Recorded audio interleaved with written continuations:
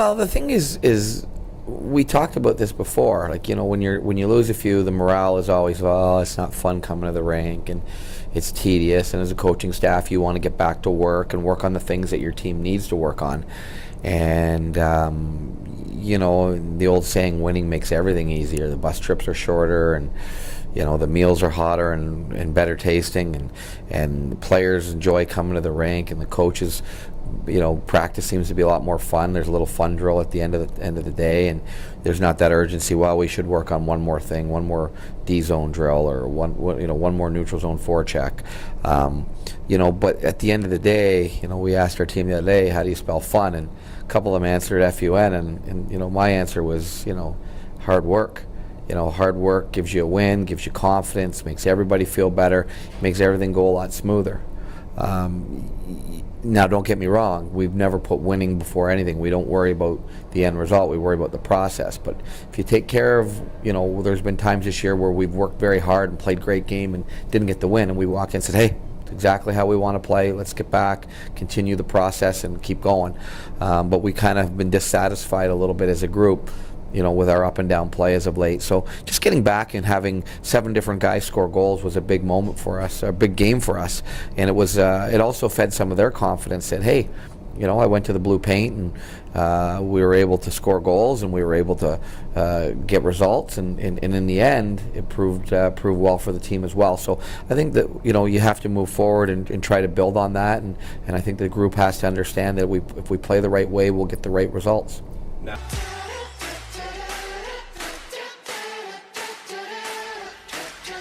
Well, I'm just going to take it back a step. I'm going to go back to, you asked, you made the statement that nobody ever goes into a game and doesn't work hard.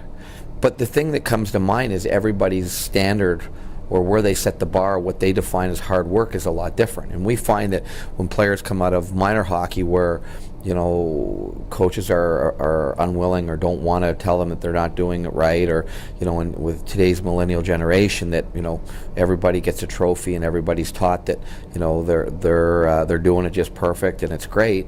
Nobody gets held back a grade, and I think what ends up happening is everyone defines their own level of standard of hard work, and sometimes when you move up a level and you put the cream of the crop and the elite together, and when the best players like McDavid and Crosby and those type, and Tavares and that, they show up and they are willing to outcompete you every day, some people's definition isn't quite good enough. So as a coaching staff, sometimes when you get to the OHL level, the first time these young men have heard that they don't work hard enough or it's not good enough, it's a little bit of a setback. So we're always redefining that, and not to go into a long-winded lecture like I just did, but we're always redefining it, and sometimes I think whether you have an ache or a pain or a bump or a bruise or a rough schedule, or your routine was thrown off, or somebody barked at you, or you didn't get the call from your girlfriend in the afternoon before the game and you just don't feel right, whatever it may be,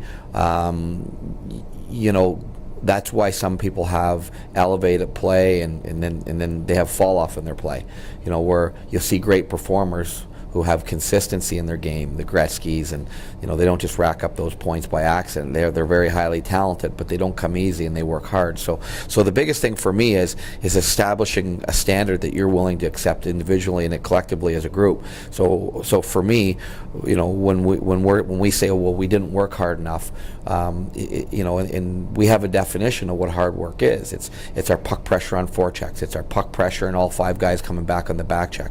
It's winning one-on-one battles. It's winning foot races to puck and dislodging it. Like you want to talk about the Super Bowl game as we were off camera here, that little play at the end that caused the turnover was a 1-inch play.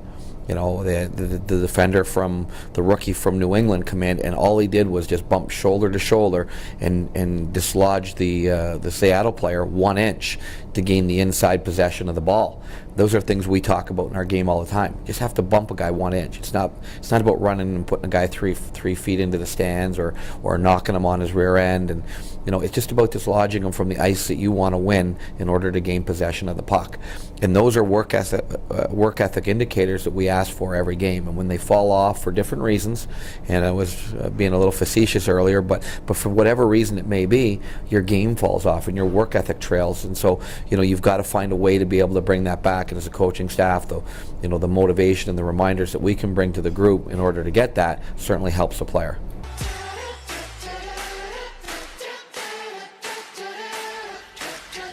Well, yeah, now I'll answer the question.